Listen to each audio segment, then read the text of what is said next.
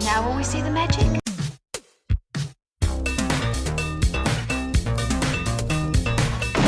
All right, where's Murray? Okay, who is it? This is Jesus, kid. Know then that it is the year 10,191. Yes, we are bored. We're all bored now. Hi, good night. Good night. Hello and welcome to Mary vs. the Movies with your host Mary Jones. Dennis Link. And this week, so we covered Something Wild very early in our show. Yeah. Fairly early. I don't know how early it was, but before the first 100 episodes. And I loved it. I absolutely loved it. And it's not that I hadn't seen any Jonathan Demme before, but I don't know. There's something about it just kind of really spoke to me, right? Yeah. And so I saw, here's another one of his that I haven't seen. And I know some people who like this movie, and so I thought, yeah, let's just do a Married to the Mob. And I don't really know much more about it than that. I know less than you. That's great. I love that. I know that it stars Michelle Pfeiffer. And our second Michelle Pfeiffer movie. It is. What's our first? Lady Hawk. Yes. So we only know her as a short-haired lady. That's true. Here's the thing I do know about this film. I think she plays a hairdresser. Huh. And it's the 1980s. So we're going to get some big hair. Oh, thankfully. Yes. I love it. I love it. I can't wait to see some big hair. All right, man. Ask your questions. Do you think that there is a angry dad in this? Sure. Do you think it's a mobster or an angry congressman? An angry police chief? Do you think it's Michelle Pfeiffer's dad? Sure. Yeah. Okay. Why not? Why not? Do you think her dad is like, I don't want you getting messed up with those kind of guys. I grew up with those guys type of thing? I don't think it... Like Bronx Tale. Oh, boy, that's that's quite the pull. Maybe. Yeah, I like that idea. Sure. All right. Is there a dog? No. Yeah. No, I don't. New York doesn't have a lot of dogs in their movies. No, they have. Well, not in their movies. Because they have a ton of dogs. They used them all up in Wolfen. Oh. Yeah. I was thinking about Wolfen today, actually. Yeah. Great movie. Wolfen down a sandwich. Oh, God. Is there a love triangle? Yes. Yeah, she's in love with like a straight normal guy, and she's married to the mob instead, and that's a problem. Yeah. I just assume that's what the plot is. Yeah. Yeah. Okay. Oh yeah, that's right. There's marriage involved, and the mob. Yeah. Yes, dear. Let's see. Death. Do you think there's death? It's a comedy, but I could see there being like one death. Yeah, but Yeah. like not a death you take too seriously. It's a comedy. He had it coming. Yeah, exactly. Do you think that there's old-timey mobster speak? Like, Oh, maybe. I mean, like 30s style, Jimmy Cagney. I hope so. Do you think there's a TV with Jimmy Cagney on it in the background? You know what? That'd be fun. Yeah. Yeah. Although Jimmy Cagney, to be fair, he was a gangster. He wasn't a mobster. He wasn't a mafia. That's not the same thing. Ah. No, it's not. Let's see. What do you mean, let's see? No. Like, what do you mean? Well, look, the mafia is one thing. That's Italian. Okay. Right? You have other types of gangs. Did you not watch the Gangs of New York? Look, you have your Irish gangs. You got, the Italians are basically mafia. You got all these types of gangs, man. But they can't be mobs as well? Well, okay. So the word mob, originally, I mean, it doesn't quite have the meaning, but it has sort of, been, I don't know, what's the word? Like, when you say the word mob, you're automatically thinking of the Italian mafia. La Cosa Nostra. And so Miller's Crossing is not a mob It's movie. a gangster film. It's a gangster film. That's a but gangster not a mob film. Well, here's the thing. Miller's Crossing is about gangland warfare between an Irish gang Right. and an Italian one. Right. Who presumably the Italians have some sort of relationship to. So The Departed is not a mob movie. It's a gang movie. It's a gangster movie. Huh. You know what? I never really thought about it. I just used the words interchangeably. They're not the same thing. Yeah. Nowadays, it doesn't really matter because all of those, as the younger generations have become like normal. Not normal, but like assimilated Americans, like that type of stuff kind of dies away. Yeah, they all become bankers, and it's that's kind of like of... how like punk bands are mixed up with like rock bands. Like there's no difference between Aerosmith and the Sex Pistols to kids these days. Oh, that hurts. not because like the Sex Pistols are the end all and be all or anything, but that still feels weird to think that. Yeah, well, they have riffs, and they're crazy singers. They play guitars. Who plays guitars anymore? Shut up, kid. Anyway, is there a cool car? Sure, why not? Okay, That'd be something. Do you think the soundtrack is like Dino? So much like think? Dean Martin, Louis Prima. Yeah, I don't know. For some reason, I just think Louis Prima. Yeah. I mean, mostly because he's funny. I was reading about Moonstruck. Originally, he wanted just opera. Oh. And test audience was really like they didn't know to laugh. Like they didn't like there was funny things and people weren't laughing, and he's like, so that's when they put the Louis Prima stuff. And Dino and yeah, that figures. I think is that the end of my questions? I think that's good for now. Yeah. Okay. So how do you think the marriage lasts? No. We need some kind of prediction for the end. Like I think whatever her situation is, she's somehow married to the mob. I'm sure she finds a way out and finds true love with some other dude. Okay, so it's not Romeo and Juliet, and they. No, it's a comedy. It's supposed to be like, as far as I know, this movie's meant to be fun. Okay. So yeah. Do you think it all takes place in New York City? Yes, or like if it's Long Island, that's fine. That's close enough. Okay. But, like the New York City area, Yeah. I assume it is somewhere in the New York, New Jersey, maybe like Western Connecticut, but probably not, Long Island, all of that.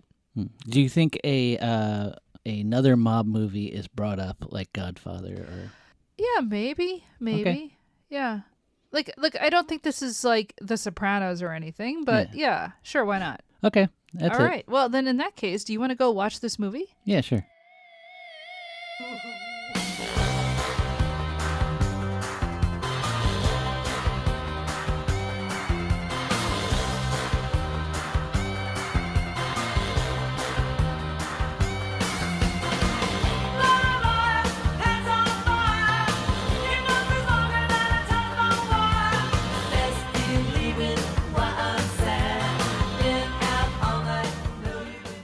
I feel like I'm never going to get a handle on Jonathan Demme as a filmmaker. No, don't get me wrong. He's made films that I love. Yeah. Stop Making Sense. Mm-hmm. Something Wild. Yep. Philadelphia is a great movie, right? Silence of the Lambs. Yep. Problematic in some ways, obviously, but as a film, it's great. How is it problematic? Problematic? Well, is it conflating a serial killer with being trans? Oh yeah. Yeah. So, That's like the book. that's the book, and since then people have said, well, he's not. He's obviously not trans. He's just, weird. Yeah. And I think that is actually fair. But it is a Hollywood trope. It is a Hollywood trope. We're going off on a tangent here, but like Jonathan Demme is somebody who I find hard to kind of get a handle on because he's not an auteur. He is not somebody who you watch one of his films and you immediately go, that's a Jonathan Demme film. You watch Jim Jarmusch, you're watching a Jim Jarmusch film. Yeah. You watch Wes Anderson, you're watching Wes Anderson. You watch Steven Spielberg, it's Steven Spielberg. There are certain people where you kind of know that you're watching their film. Yeah, you can go back further, like John Ford. A John Ford film is a John Ford film. Preminger, Preston Sturges. You're watching a Preston Sturges film, right? Yeah. John Huston. Although he sort of... He's a little drifts different. a bit. Yeah, he drifts a bit. And that's where you're getting more similar to Demme, right? Like, okay, Demme comes out of the Roger Corman school, right? Yeah. And so, honestly, he's coming out of the same place that, like, somebody like Joe Dante is coming out of. He came out of the Roger Corman school. George Lucas came out of there. Coppola came out of there. Like a lot of guys came out of the Roger Corman school, but they all became auteurs in a way, right? So that when you're watching one of their films, you know it's one of their films. They may not have written the script, but they directed it in a way that is immediately recognizable. Demme is interesting to me because you don't get that. Is that them or is that their editors, do you think? Oh, well.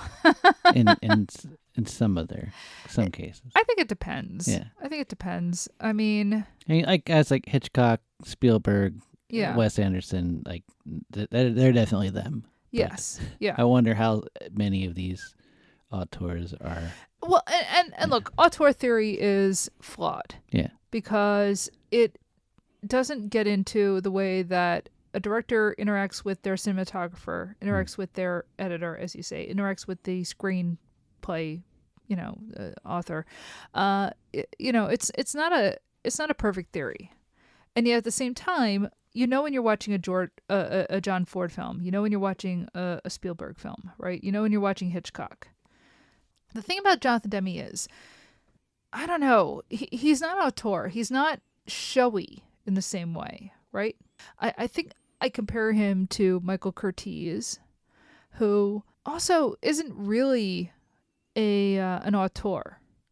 He's a great director, but he's not somebody where you go, that's a Michael Curtiz film.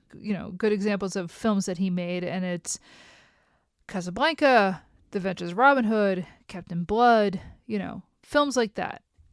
They're adventure, but they also have like something else underneath in them, right? They have a certain humanism in them. And so when I think about Jonathan Demme, your first thought should be humanism. It should be that even though there might be big grand plots happening, the focus is actually on the people on screen, the characters themselves. And this film does that, right? So that you have this whole like mafia plot, right? There's a lot that goes on in this film. There's a lot that happens. But at the same time, you never really lose focus on the characters as people and how they react to certain scenes. Look, you can even see it in when he makes like concert docs, right? He was the director of Stop Making Sense. And the whole point of Stop Making Sense is that it is about the interaction of the artist and the audience, right? So that it starts off with just David Byrne, and then it expands to Tina Weymouth, and then Chris Friends, and then, oh my God, how is his name escaping me all of a sudden? Keyboards. Oh, the other guy. I'll have to cut this because I can't remember his name all of a sudden. But my point being, like, and then it Bernie Worrell, and then like all these other people like kind of coming in, and it is that sort of expansive, and then by the end of the film, it is the audience coming in. So it is very, humanist in the way that it experiences even a concert film, right? Demme is interesting because he is about the human level on a grander scale. And honestly, even this, which is kind of a trifle, it's kind of a silly movie. It's a comedy, but I still think that's in there in this movie. What I get from him is that he's very collaborative. Like he just kind of lets other people run with their ideas and kind of goes with that. At least that's the impression that Michelle Pfeiffer got. I read an interview with her from 1988 at the time, and she said that like pretty much like he treated all his crew and cast all the same. He didn't like try to butter up like the higher paid actors. It was like everybody. Who would have been the higher paid actor in this though when this was made? Well, big shots like Matthew Modine. That's what's kind of interesting about this movie is it was made before a lot of people became big, and also a lot of people who never were actually big, but they always had work. I mean, the villain in this, and he is a villain, is Dean Stockwell. Stockwell is not a name. Like, okay, yes, if you grew up in a house that watched Quantum Leap, you know who he is. If you watched a lot of David Lynch films, you know who he is. And this was after Blue Velvet. It was after, the other one we saw, Paris, Texas. Yeah. So he had been a child star. Yeah. He kind of went away for a bit. Apparently he and Dennis Hopper. Okay. Like they were friends, and they just kind of drifted out of Hollywood for a while, and then he came back in the 80s. Both like kind of child actors. Yeah. Stockwell, I mean, I don't think of him as like a marquee name, but if you know he's going to be in something, you're like, oh, that might be interesting. Michelle Pfeiffer, what had she made before this? Was Lady Hawk before this? 2 years before this. Yeah, but that was, But look, she wasn't big. Lady Hawk is not a huge movie. It's big to me. Look, it's great. Look, did I like covering Lady Hawk for the show? Yeah. It was fantastic. It's not Star Wars, honey. It should be. Yeah, maybe. I liked it a lot. And she's great in it. But she wasn't Catwoman yet, I'll tell you that much. Right. She was not whipping heads off of mannequins. God, that movie's so good. But anyway, but who else is in this? It's like Matthew Modine. He was in Birdie. Look, he's great in He's great in Birdie. Yeah. He's great in Full Metal Jacket. He's great. Yeah, Matthew Modine is kind of weird in this. Yeah. Alec Baldwin. He was not a star at the time. No. This is before the Hunt for Red October. Yeah. This is before like a lot of stuff that made him famous. This is before Beetlejuice, I think. Mm-hmm. He is playing an incredibly it's full of Italian stereotypes in this film, and he is definitely one of them. I think it's kind of an interesting movie because it's coming out before what became a more common American understanding of organized crime, specifically like Italian organized crime, as a bunch of schmucks. And before this film, I think there was a sort of sense of The Godfather. There was something operatic about organized crime, specifically the mafia, and it was all very dramatic and heightened, and these people are classy. There was this idea that these people are classy in some way. And that's not entirely the fault of a movie like The Godfather and its sequels, but also newspapers at the time, the way they would portray, It was always these guys were well dressed. Yeah. And they were like, this sort of old world bearing and whatnot.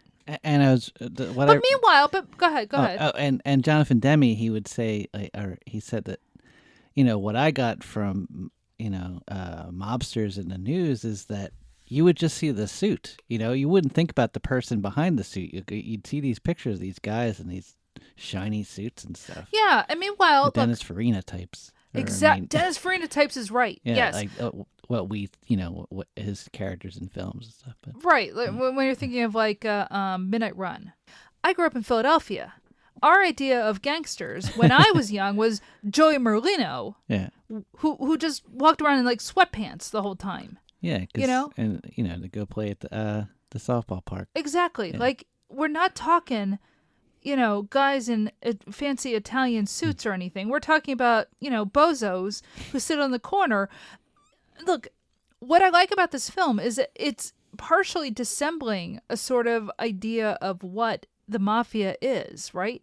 So it opens with this kind of great sequence of Alec Baldwin and I forget who the other guy is. Yeah. But they're hitmen for the mob, and they're going to take out this one guy on, I guess, like a Long Island train into New York, right? Yeah.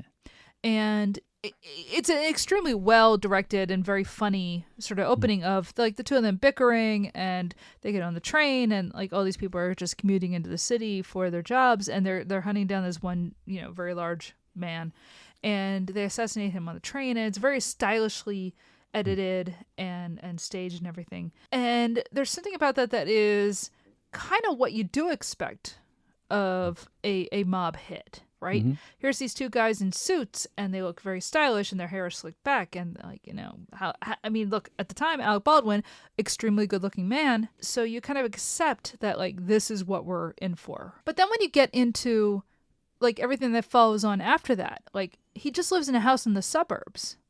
And all of the wives are also just wearing kind of sweatpants, and they go and, shop at the grocery store. Like they live these very small lives, these very normal lives. It's just that at the same time, they're involved in organized crime. And there's something very claustrophobic, actually, about their life. Yeah. There is a scene in here where he comes back to the house, and like the kids are playing, and it turns out like the son, so Alec Baldwin is married to Michelle Pfeiffer in this film, and their kid is playing 3-card Monte with the other kids in the neighborhood, and they live in like the suburbs.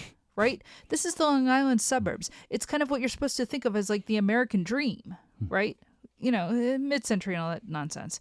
But, and of course she's horrified that like, the kid is playing 3-card Monte with these kids, and like, he is taking on all of, the scams and whatnot of his father and that whole life. And she hates this, right? But she's stuck in this life of all these other women and this neighborhood and all these people that, it's this society that she is stuck in, right? But at the same time, there's something so boring and suburban, and the fact that they're all kind of ganging up at her in a supermarket, which is not that dissimilar from I'm thinking of scenes from like the Stepford Wives, right? It's not really any different. And led by Mercedes Ruehl. Oh my God, Mercedes Ruehl. Oh, she is so good in this. And she was so good in Fisher King. Yes. But like she's like that same energy is here. It's the same energy, but a very different character, because she is sort of the queen of the mob wives. And did you ever watch what was that show about mob wives with like Big Ange? Oh, I don't know. Oh, do you? Okay, I'm going back like 15 years ago or so. It was a reality show. It was like, I think it was called Mob Wives, but look, I don't watch a lot of reality television, but that's one that sticks in my head. So, but yeah, I mean, there's this scene where she's getting like cornered in the grocery store, that like with their shopping carts and stuff. And, it's sort of interesting to me because it's like so claustrophobic. It's so, yeah, you're a mafia wife, but you're also a housewife, and you're stuck in this kind of, world where there's nothing for you to expand into. You're always going to be a housewife. You're always going to be a housewife to this goon, right? And I like how this film is kind of pushing against that. And what I find interesting is, if you go back, this came out like what, 88, right? Okay, so go back like 15, less than that years, and you're thinking about like The Godfather and Godfather Part 2. And Godfather Part 2, there's only really 2 significant women in those films. And one is Talia Shire as the sister. And honestly, she doesn't get a whole lot to do in those films. Mm-hmm. It's just mostly getting beat up by her husband, who then gets, bumped off. And then you have Kay, played by Diane Keaton. And she really does have an arc of, kind of falling in love with Michael and then falling out of love with him and pushing away and trying to get out of that. And it is that same sort of like, this is suffocating, why am I here? But at least with that, it's sort of like, she's obviously sort of waspy and coming into this relationship and not understanding the society that she's stuck in. Michelle Pfeiffer in this film is different, because you get the feeling that like, she is from this society. Yeah. She has found herself in it, and she hates it. And it's like, oh, this is so much worse than just being a normal housewife. She's almost like Rebecca.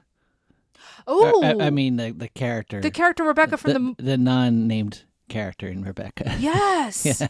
Yes. I like that. Yeah. Go on. Yeah. No. Just in that she's like completely enveloped by the society that. Like, because we don't meet her parents or anything. Yeah. We don't know anything about her. Just except she has this kid with Jack, and yeah. So yeah, she is with Jack, Alec Baldwin, and they bump this guy off, and we get like a good 15-20 minutes of the opening of this film is kind of just setting their life, and it is that sort of weird suburban. We're in the mafia, but also we're trying to like. Have like a normal house in the suburbs, and you go to the grocery store and you have kids over and all the rest of it. And I mean, it's really setting the stage for later, like The Sopranos. Yeah. Analyze this. Yeah. Like all this other stuff that came later is here already in Married to the Mob. And I wonder if people can appreciate that. Like, if you're younger, like I think people may have been so inundated with Sopranos and just seen that's what mafia is, whereas people, our age remembered when it was just The Godfather. Yeah. There was this emphasis on like The Godfather, and it's like this kind of high operatic, epic story. And the reality being that, these people are bums. Yeah. It's one reason why I really love the movie Mean Streets, right?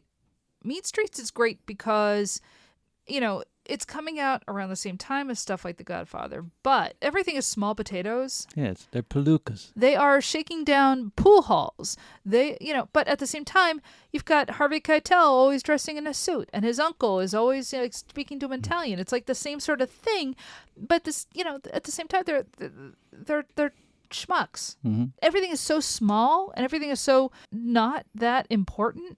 That's so much more interesting than The Godfather. And I say this to somebody, I've seen The Godfather many times. It's a great film, but it's interesting how different it is in terms of that versus movies like this or like Mean Streets.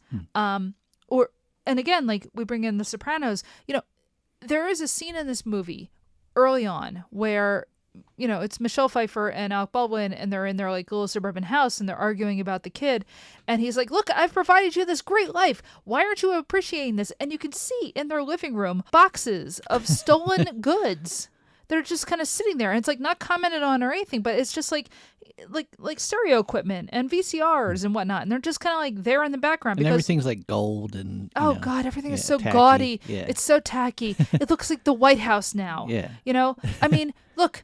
Everything else aside, Trump is a guy made by the same people. Yeah. Right? He is just a 2-bit gangster from New York. That's all he's ever been. I think Melania's going to run to New York City to try to find a job. Hide from... Yeah. So Alec Baldwin works for... the local head gangster is played by Dean Stockwell, and unfortunately they're basically screwing the same woman. Yeah. Who works at, I guess, Medieval Times? Yeah. I couldn't believe this when I saw the place where these guys all meet for their little tete-a-tetes and whatnot is at Medieval Times somewhere in New Jersey. I mean I know it's there.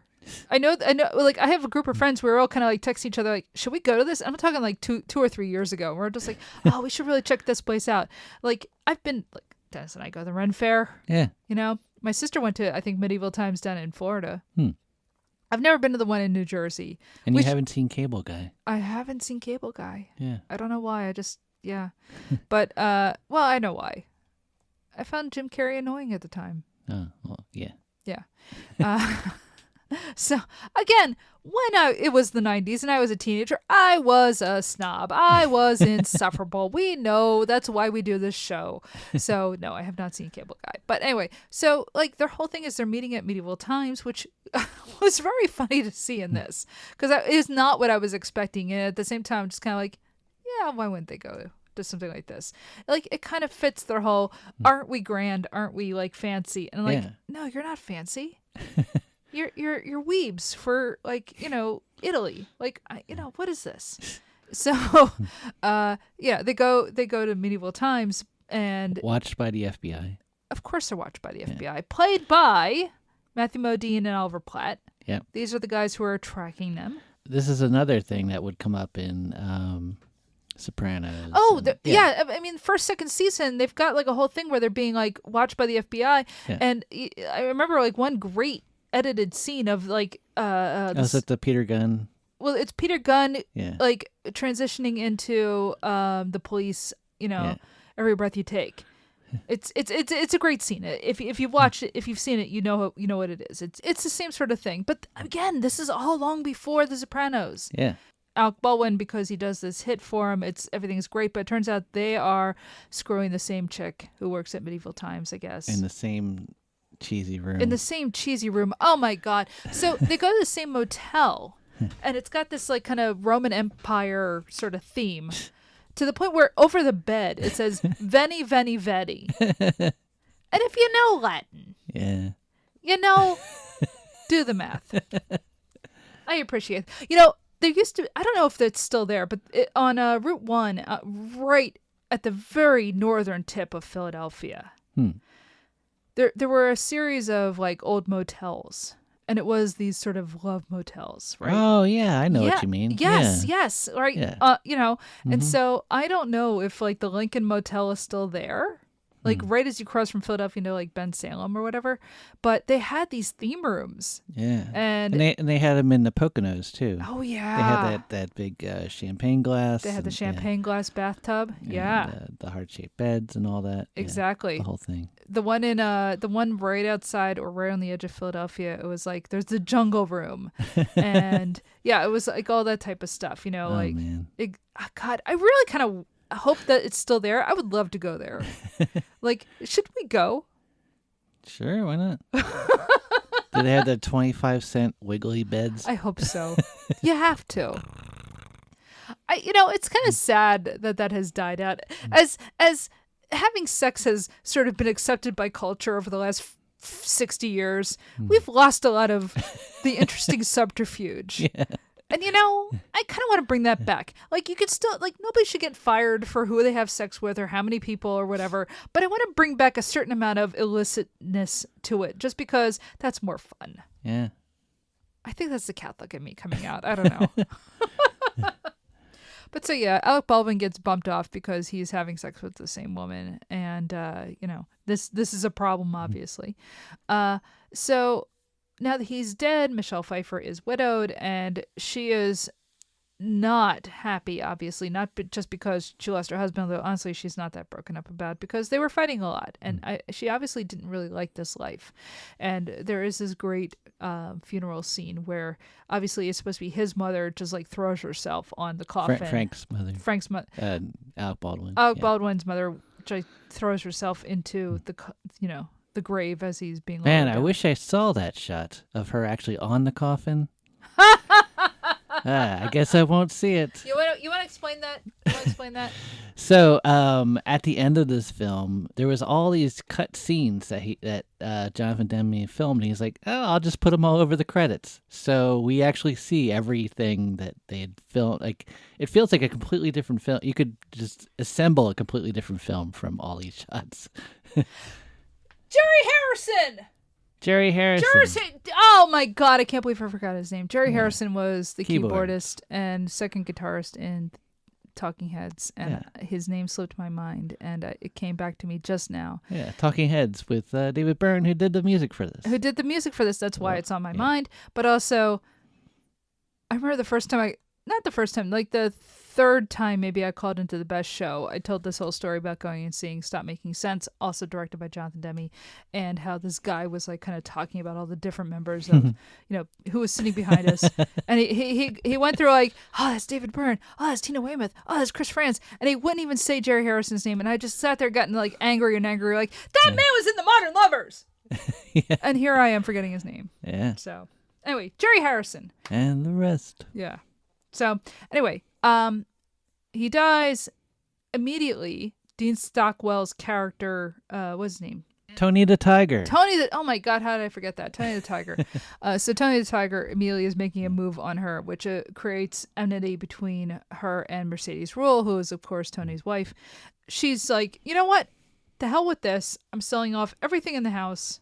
I am getting and the gifts that Tony gives her. All the gifts that Tony gives her, including like a new refrigerator and like whatever else. Again, there's something so tacky and suburban about their lives that you can't watch this and not think that this fed into The Sopranos. And I really think that Adriana is based on her. I mean, like her look, the hair, and even like the leopard print, like outfits and stuff. I don't know. It's just, like we have this stunning looking, I forget her name, the actress, but she looks like Michelle Pfeiffer.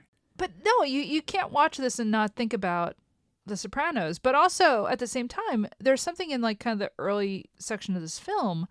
I kept thinking about Goodfellas, right? And how Karen is being suffocated by her life, having, married this guy and suddenly becoming a mob wife. Yeah, and you have to hang out with the other mob wives. Exactly. Yeah. And it's like, oh, all of our Christmases are spent together. All of our vacations are spent together. Like, we never, like, kind of have friends outside of this small group of people. And you can feel that in Michelle Pfeiffer's character of, like, I'm being suffocated by these people who there's nothing out there for me. Like, the biggest thing we do is get our hair done.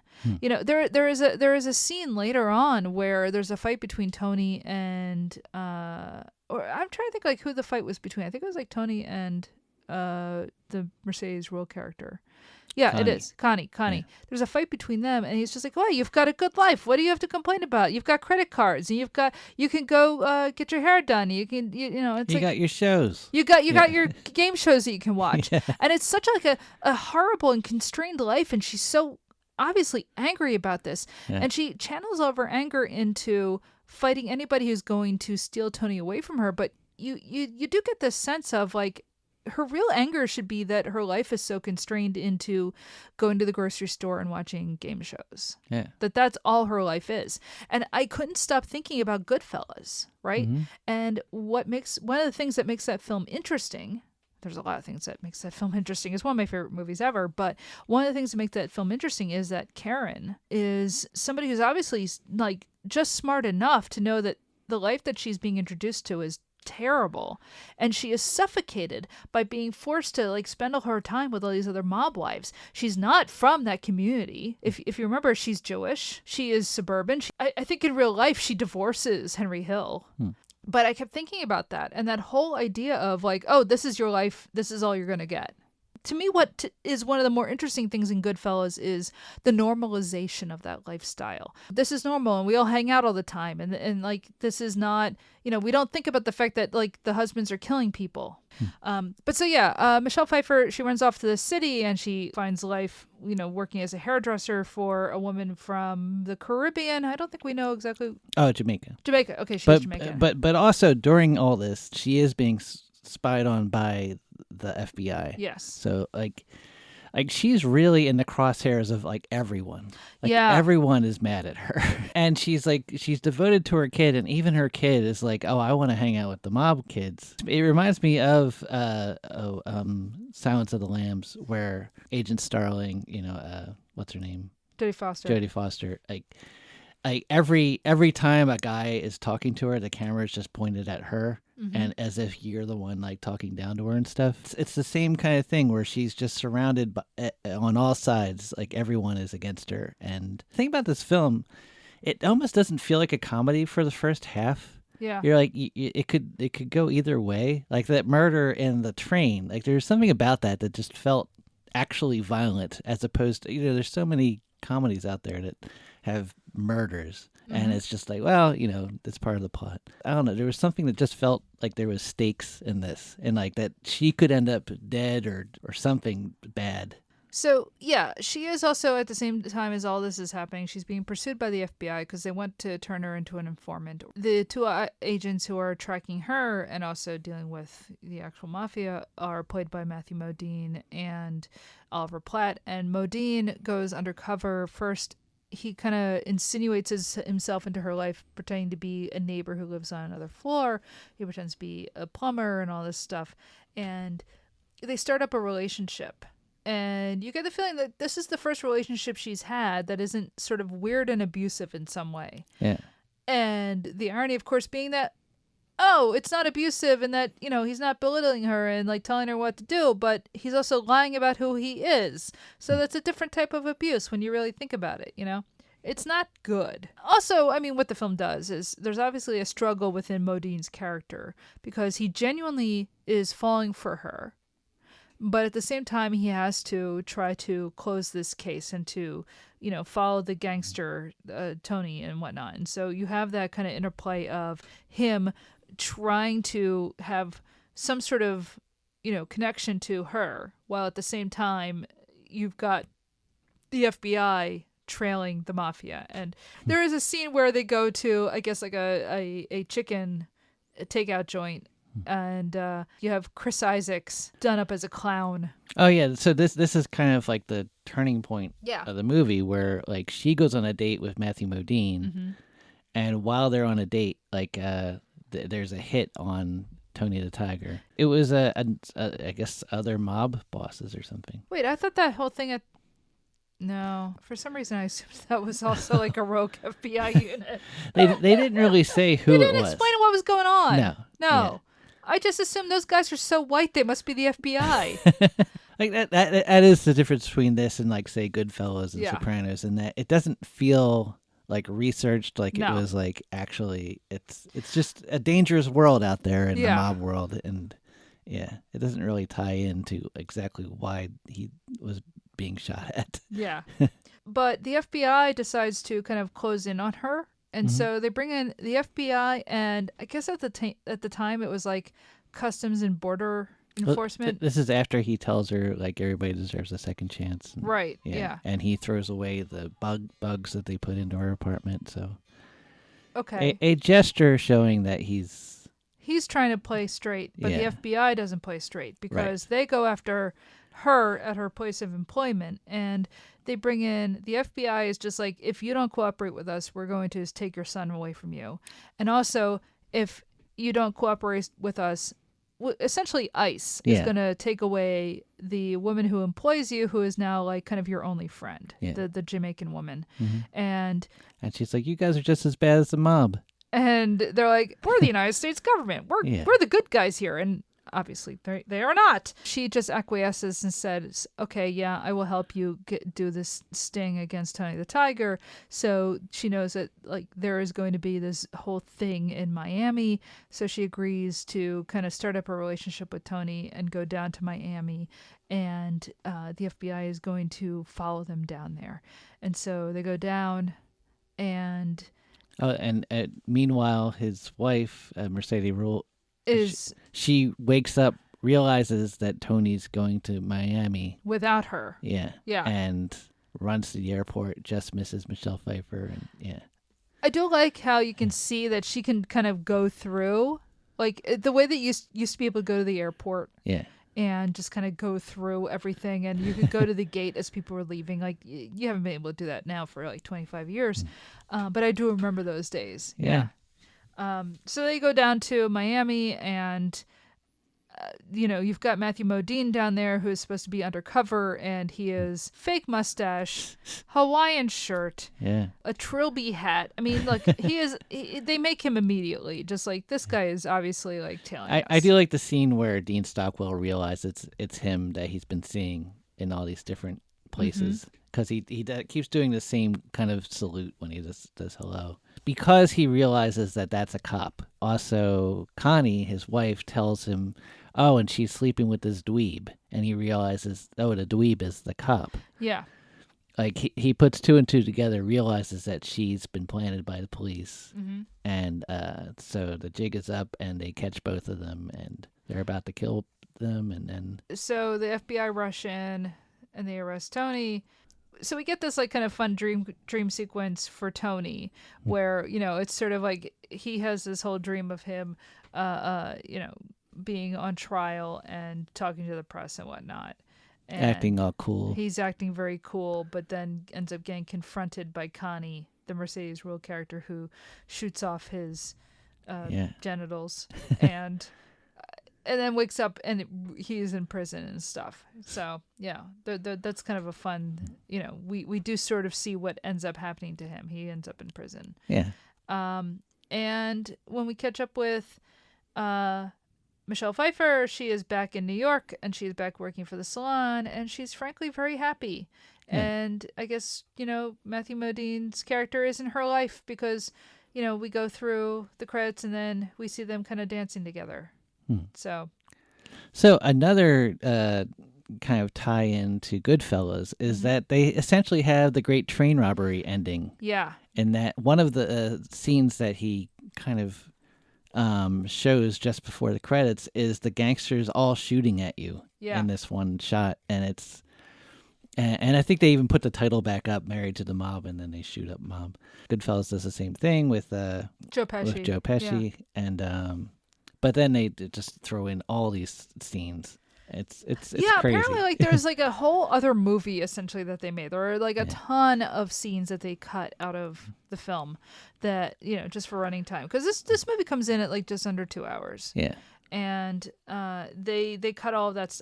They try to keep it pretty tight. I was thinking. So one of my favorite moments in this is right when the FBI kind of drop in towards the end. There's a shot of Matthew Modine and Blondie's "Liar, Liar," like just suddenly gets really loud, and then it cuts to like her in the interrogation thing, and "Liar, Liar, Pants on Fire," that kind of thing. And I was thinking, like, Blondie is it. This movie feels like it should have been all Blondie.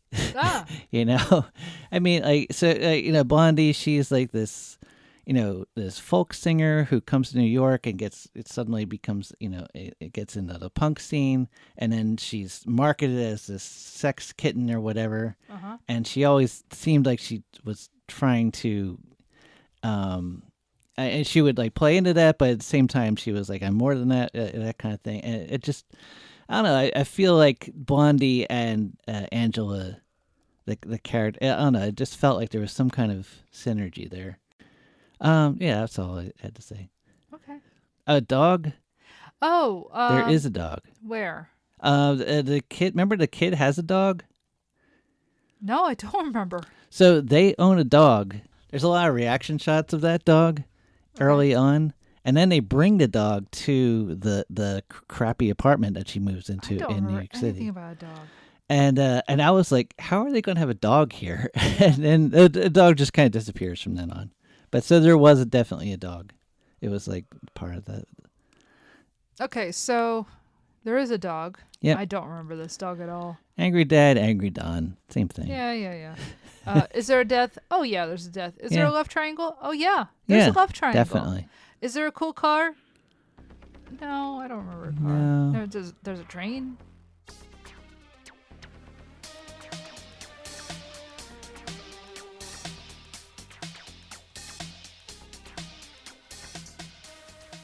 So that was Married to the Mob, starring Michelle Pfeiffer, Matthew Modine, Alec Baldwin, Dean Stockwell, Mercedes Ruehl, Oliver Platt. There's other people in like small roles, like Chris Isaac, Joan Cusack. When Alec Baldwin gets killed, they have the funeral. I forgot to mention that David Johansen is the priest. Oh, yeah. Oh, that's so good. Mm-hmm. Written by Barry Strugatz and Mark Burns, and of course directed by Jonathan Demme. All right, folks, you of course can follow us on social media. We are Mary vs. Movies on all of your major platforms. We are on Blue Sky and TikTok and Instagram, and all the rest of it is just Mary vs. Movies, except for Tumblr, where it's Mary versus the Movies, and of course we have Mary versus the Movies on Facebook, etc. We are on all of your major platforms where you can rate and review the show. We are on Apple Podcasts, we are on Spotify, we are on YouTube, etc. You can always get our RSS feed from Libsyn and put it into whatever your podcatcher of choice is. We are a completely independent podcast. We have no ads. We have no, support. We are what we are. And if you want to help support the show, because the show does cost money to make, you can, of course, support us by going to patreon.com/MaryVSMovies. And if you do that for $3 a month, you will get access to our other show, Hollywood Avalon, where we would talk about Arthurian movies, Arthurian stuff. So, we watch things like The Fisher King and which has Mercedes Ruehl. We like King Arthur's Court. Star Wars. We've watched Star Wars and talked about like its connection to Arthurian literature. We watched Apocalypse Now. We watch Bugs Bunny cartoons, Indiana Jones and the Last Crusade. 28 years later, you name it. If I can figure out a way that it's Arthurian, we will cover it, and we have. So patreon.com/MaryVSMovies. Our next movie is probably going to be The Sandlot, because it is summertime and I love baseball and I've never seen The Sandlot. But my sister has, and she is a big fan of that movie. All right. I think that's about it. So, until next time. Oh, there's a big difference, Mrs. DeMarco. The mob is run by murdering, thieving, lying, cheating psychopaths. We work for the President of the United States of America.